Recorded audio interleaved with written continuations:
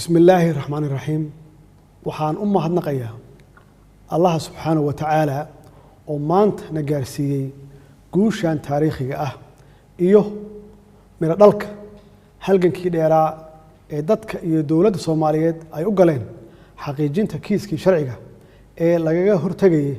damaca hoggaanka Kenya ay ku doonayeen inay ku sheegtaan qayb ka mid ah badda Soomaaliyeed wuxuu ahaa halgan cadaaladeed oo ku astaysan aragti fog aqoon durugsan dhiiranaan wadaniyad ilaalinta ammaanada ummadda iyo difaaca dalka iyo dadka waxaa guuleystay xaqa waxaa guuleystay sareynta sharciga guushan waxaa leh shacabka Soomaaliyeed oo mar walbaba garab iyo gaashaan u ahaa madaxdooda iyo dawladda ay doorteen mar walba oo ay shacabku ku midoobaan wadaniyadda una midoobaan difaaca dhulkooda waa kan maanta oo kala ah oo aan ku joogno guul noo soo wada hoyatay waxaan u mahad celinayaa maxkamadda cadaaladda adduunka oo u hiilisay sareynta sharciga xukunkani waa astaan aad u qurux badan oo markhaati ka ah hufnaanta iyo daahfurnaanta maxkamadda ICJ waxaa bogaadin mudan baarlamaankii sideedaad ee qaatay go'aankii aadka u qaraaraa ee taariikhiga ahaa kaasoo saldhig u ahaa guusha aynu maanta haysanno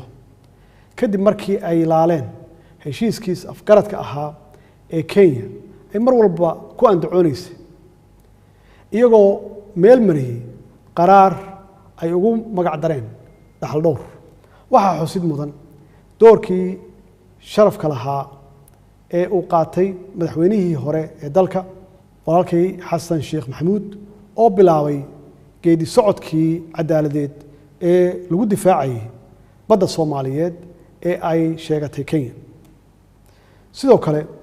waxaan ammaanayaa ama aan ammaan u hayaa iyo bogaadin iyo sharafba mudan qareenadii iyo khubradii Soomaaliyeed ee u istaagay difaaca baddeena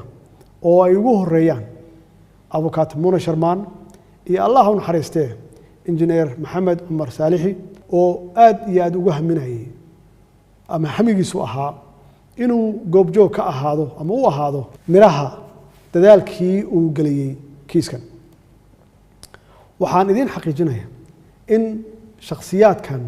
aan xusnay ay baal dahaba ka galeen taariikhda dalkeena ayna tusaale nool u yihiin jiilasha soo socda ayagoo ku sifoobay difaaca danaha qarankooda dadka iyo dawladda Soomaaliyeed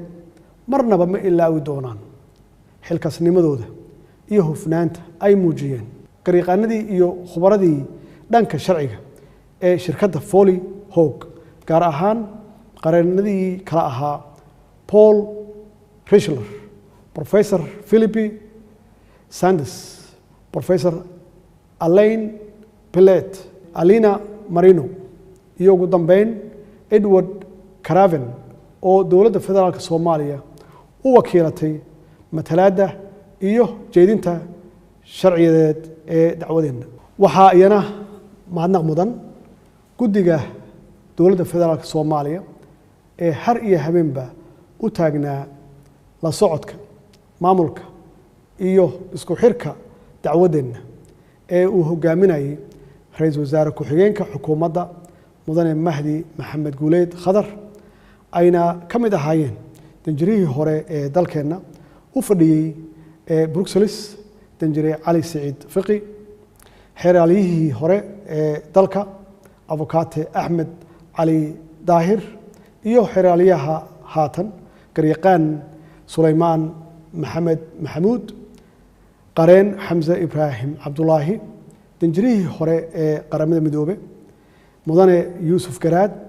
Umar iyo danjiraha haatan mudane Abukar Daahir Cusmaan Abukar Baale difaaca hantideena qaran ma ahayn wax fudud markii la eego inaan nahay dad iyo dawlad la daala dhacaya duruufo aad iyo aad u adag kana soo kabanaya sanado badan oo burbur iyo dawlad la'aan ah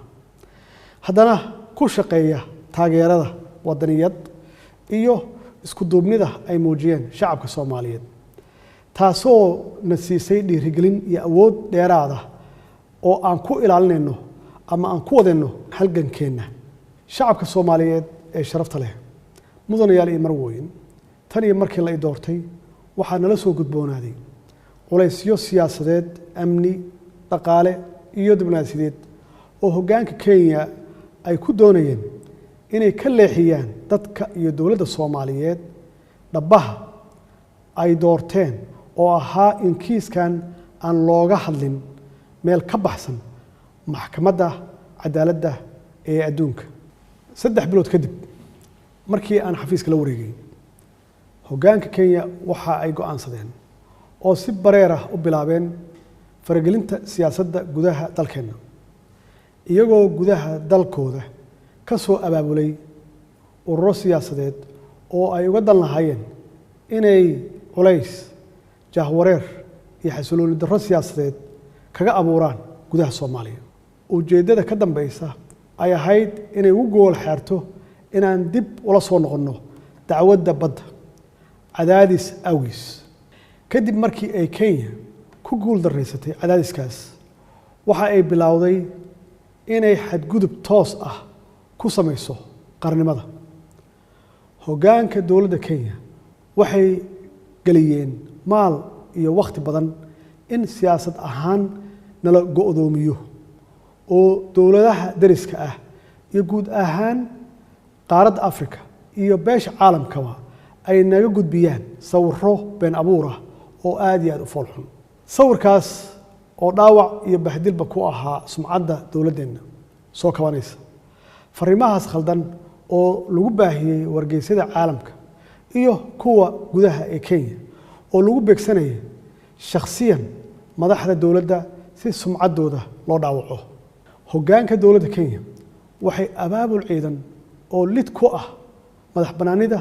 iyo danaha shacabka Soomaaliyeed ay ku fulisay duqeymo dhulka iyo cirka ah oo aan loo meeldayin dhibaatadaas oo galaaftay naf iyo maalba muwaadiniin Soomaaliyeed oo birmageeda ah waxaa sidoo kale xusid mudan ama la xusi karaa burburka loo geystay magaalooyin iyo xarumaha shirkadaha isgaarsiinta Soomaaliyeed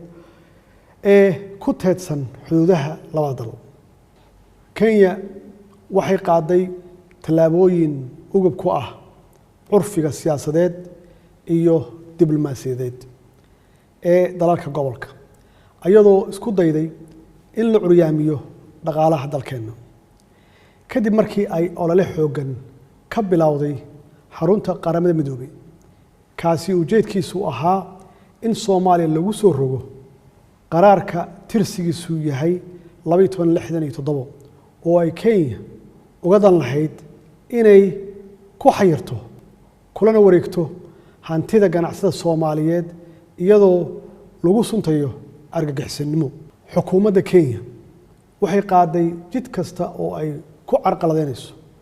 habsami u socodka dacwadda badda isla markaasna ay ku doonayso in qol mugdi ah loogu xalaaleeyo baddeena iyadoo ka dhex bilowday ururada heer gobol heer qaaradeed iyo heer caalami ah hagardaamooyin lagaga been sheegayo dawladnimada Soomaaliyeed iyo halgankii xaqa ahaa ee aynu ugu jirnay difaaca baddeena annagoo u marayna dhabaha cadaaladda iyo xaqsoorka ee ay dunidoo dhan ku midaysan tahay kadib markii aan ka dhagaadegnay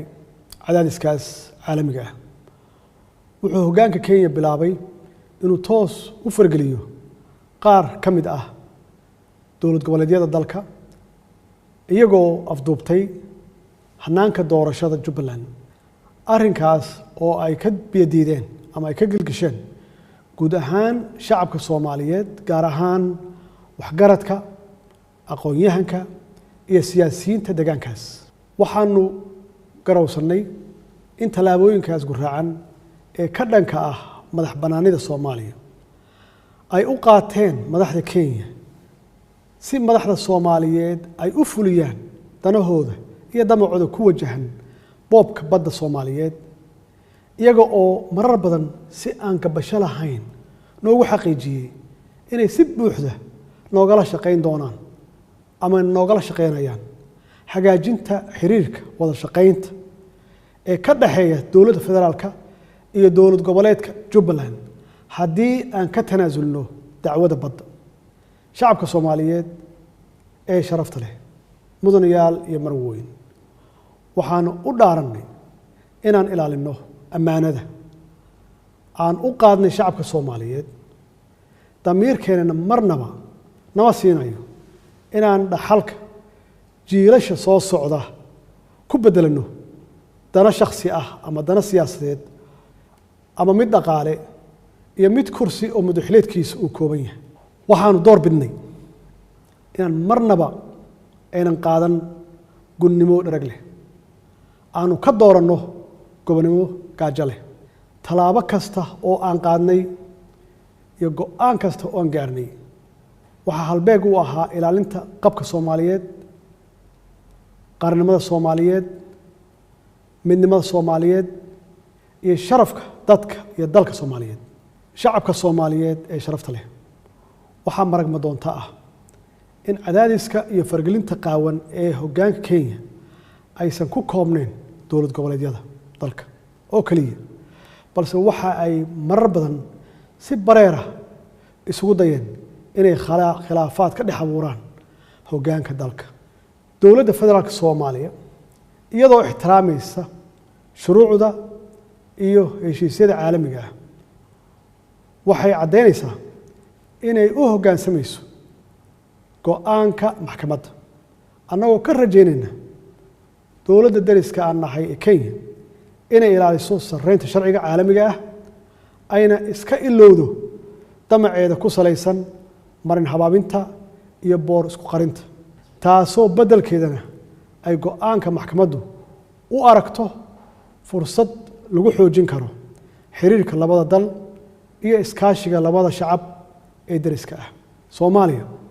inay Kenya daris la noqoto ma dooran, ee Allah awoodda leh ayaa qadaray. waan isku qasbannahay inaan nabad iyo daris wanaag ku wada noolaanno. Soomaaliya taas ayay ku taamaysay,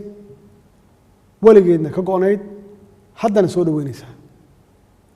shacabka Kenya waa shacab wanaagsan oo nabad jecel. waxaan rajaynaynaa hoggaankooda inay mudnaanta siiyaan sidii gobolku u noqon lahaa meel nabdoon oo barwaaqo ah, shucuubtiisuna ay si wada jir ah